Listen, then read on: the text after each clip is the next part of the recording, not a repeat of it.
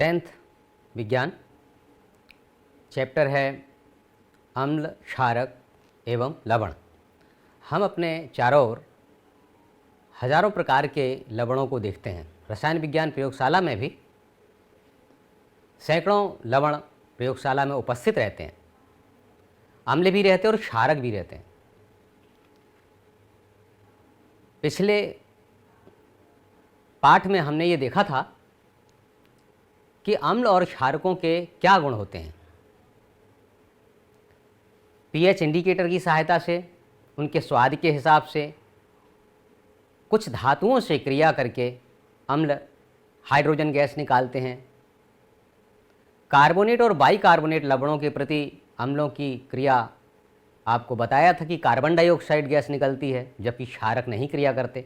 आज हम ये देखेंगे कि अम्लों में ऐसी संरचना की दृष्टि से क्या विशेषता होती है कि हम फॉर्मूला देख करके क्या हम ये बता सकते हैं कि कोई पदार्थ अम्ल है या नहीं, या क्षार है या नहीं।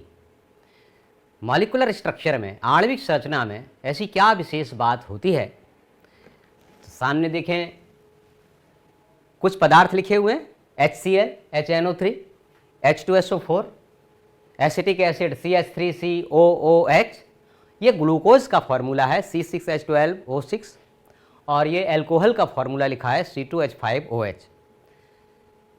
तो इन पदार्थों में हमको ये देखना है कि क्या खास बात है। तो एक छोटा सा अगर सर्किट बना करके इनको टेस्ट किया जाए। सबसे पहले एक बीकर ले लें और उसमें एक कॉर्क में 2 पिन इसमें हमने इंसर्ट कर दी हैं और इनको संचालक तार, कंजक्शन वायर की सहायता से बैटरी से जोड़ दिया। एक सर्किट में छोटा सा बल्ब लगा दिया है और ये इसका स्विच है ऑन ऑफ करने के लिए। अगर हम इस बीकर में इन पदार्थों के विलयनों को ले करके और ये देखें कि धारा बह रही कि नहीं, जैसे उदाहरण के लिए HCl विलयन लिया, इसमें हमने स्विच ऑन किया तो चेक करेंगे, अगर इसमें धारा बह रही है तो बल्ब जो है जलने लगेगा, प्रकाश देने लगेगा। इन दोनों कीलों के बीच में केवल ये विलयन है। इस विलयन, इस कील से और दूसरी कील तक अगर करंट को लाने वाला कोई हमारे पास उपाय है, साधन है, कोई पार्टिकल है, तो यहाँ से यहाँ तक करंट बह जाएंगे। अन्यथा बैटरी के द्वारा प्रवाहित होने वाली धारा एक पिन तक आएगी और दूसरी पिन तक नहीं आ पाएगी। सर्किट पूरा नहीं होगा तो बल्ब नहीं जलेगा। और अगर ये करंट कंटिन्यूअसली पूरे सर्किट में बहेगी तो बल्ब के अंदर होकर धारा जाएगी और बल्ब भी जलेगा। तो अगर एक बार इन सभी विलयनों को ले करके यही प्रयोग दोहराया जाए बार बार, तो ये देखने में आता है HCl लिया, HNO3 नाइट्रिक एसिड लिया, H2SO4 लिया, इनके और एसिटिक एसिड का विलयन लिया। चारों बार देखने में ये आता है कि जब हम करंट प्रवाहित करते हैं तो सर्किट पूरा हो जाता है।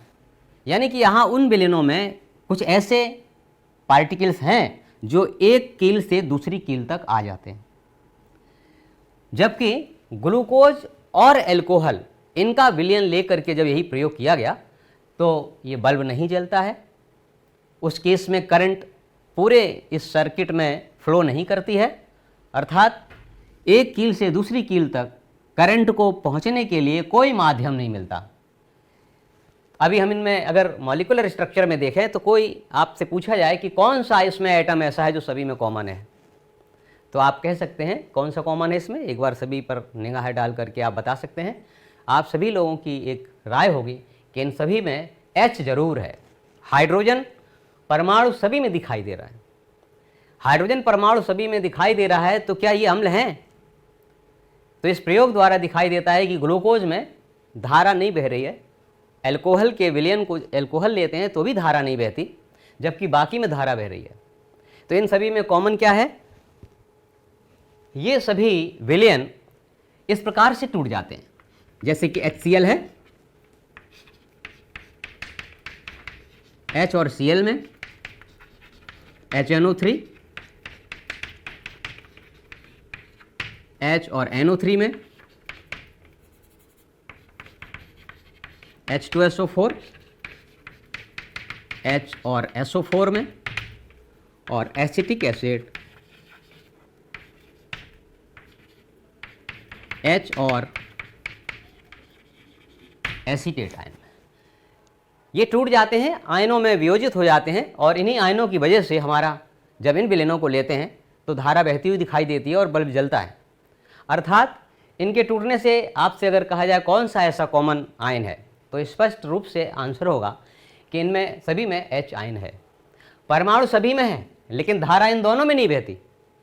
यहाँ पर ये सभी वियोजित होकर के हाइड्रोजन परमाणु H आयन में बदल रहा है, तो H आयन बनते हैं, और दूसरी ओर क्लोराइड, नाइट्रेट, सल्फेट और एसीटेट आयन बनते हैं। तो जो पदार्थ अपने आयनों में टूट जाते हैं, और वे आयन जो है इन कीलों के बीच में मूव करके सर्किट को पूरा कर देते हैं और उससे करंट बह जाती है। अर्थात अम्लों के लिए आवश्यक है कि वो H आयन देते हैं।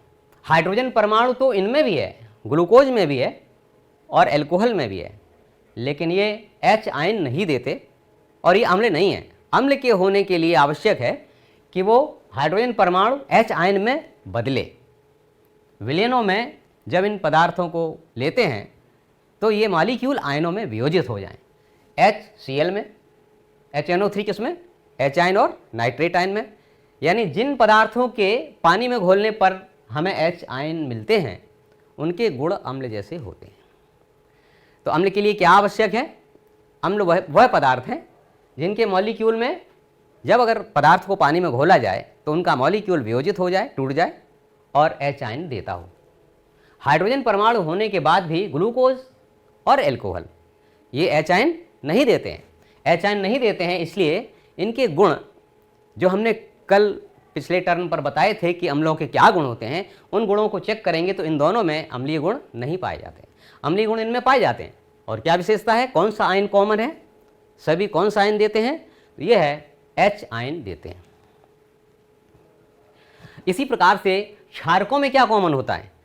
क्षारक के रूप में हमारे पास जैसे कि NaOH है, ये क्षारकीय पदार्थ है।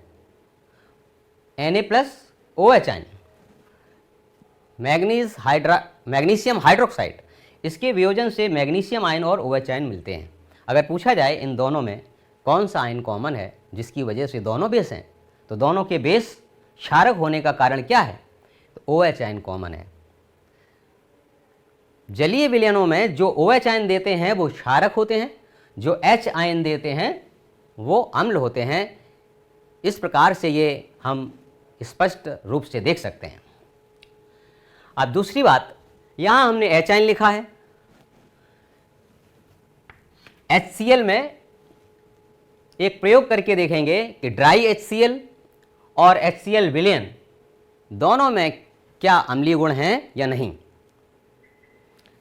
स्पष्ट रूप से HCl में पानी में ये वियोजित होता है, लेकिन ड्राई अवस्था में ये अम्लीय गुण प्रदर्शित करता है या नहीं। एक छोटा सा एक्सपेरिमेंट कर सकते हैं। एक परख नली लेकर के उसमें NaCl और कंसनट्रेटेड H2SO4 ऐड किया, तेजी से रिएक्शन होती है इन दोनों में और HCl गैस बनती है। HCl गैस निकास नली डिलीवरी ट्यूब से होकर बाहर निकलने लगेगी। जैसे HCl गैस डिलीवरी ट्यूब के बाहर निकलती है तो हम एक ब्लू लिटमस पेपर ले आएंगे और blue litmus paper delivery tube के माउथ पर ले जाएंगे। HCl उसके ऊपर पड़ने देंगे और देखेंगे ब्लू लिटमस पेपर में कोई कलर में अंतर आता है कि नहीं। तो ये देखने में आता है कि HCl गैस जिसमें H है, इसके बाद भी ब्लू लिटमस रेड नहीं हो रहा है, लाल नहीं हो रहा है। अर्थात HCl जिसको हम सब जानते हैं कि प्रबल अम्ल है और नीले लिटमस पेपर को लाल कर देना चाहिए, लेकिन नीला लिटमस पेपर लाल नहीं होता है।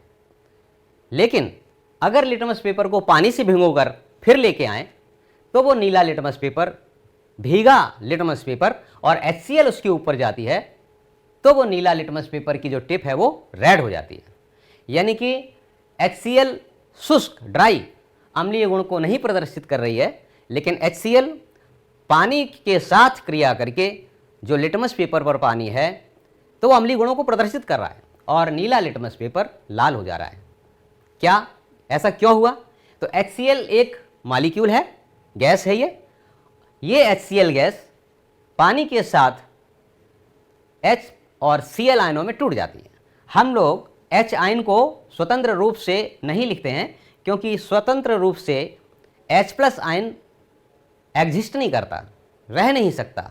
ये किसी न किसी मॉलिक्यूल के साथ अटैच होकर रहता है, इसलिए पानी के मॉलिक्यूल के साथ अटैच होकर के ये H3O लिख सकते हैं, हाइड्रोनियम आयन के रूप में रहता है। तो HCl जब ड्राई है तो इस तरह से टूटता नहीं, H आयन या H3O आयन बनता नहीं और उसमें अम्ल के गुण नहीं होते। लेकिन जब HCl पानी के साथ संपर्क में आता है, ये लिटमस पेपर गीला होता है, तो HCl पानी से क्रिया करके वियोजित हो जाती है, H3O आयन बनता है और H3O आयन नीले लिटमस पेपर को लाल कर देता है। अम्लीय गुणों के लिए इसका मतलब यह हुआ कि HCl का H आवश्यक नहीं है, बल्कि HCl वियोजित हो, टूटे, H3O आयन बने। H3O आयन बनेगा तो ये अम्लीय गुणों को प्रदर्शित करेगा। ड्राई HCl उसमें H आयन नहीं होता है, लेकिन ये HCl पानी के कांटेक्ट में आते ही H आयन देता है और H आयन देने से इसके गुण अम्लीय होते हैं। अर्थात कहने का मतलब यह है कि हाइड्रोजन परमाणु होने भर से वो अम्ल नहीं हो सकता है। यौगिक वियोजित हो, उसका अणु पानी के संपर्क में आकर के वियोजित हो और H आयन बने। H आयन को हम बता चुके हैं, कह चुके हैं कि H आयन को हाइड्रोनियम आयन के रूप में ये एग्जिस्ट करता है, पाया जाता है। तो अम्ल वो पदार्थ होंगे जो पानी में वियोजित होकर के हाइड्रोनियम आयन देते हैं, और क्षार क्या होंगे? क्षार वो पदार्थ होंगे जो पानी में वियोजित होकर के OH आयन देते हैं। OH आयन के कारण कोई पदार्थ क्षारक और H आयन के कारण अर्थात हाइड्रोनियम आयन के कारण कोई पदार्थ अम्ल होता है।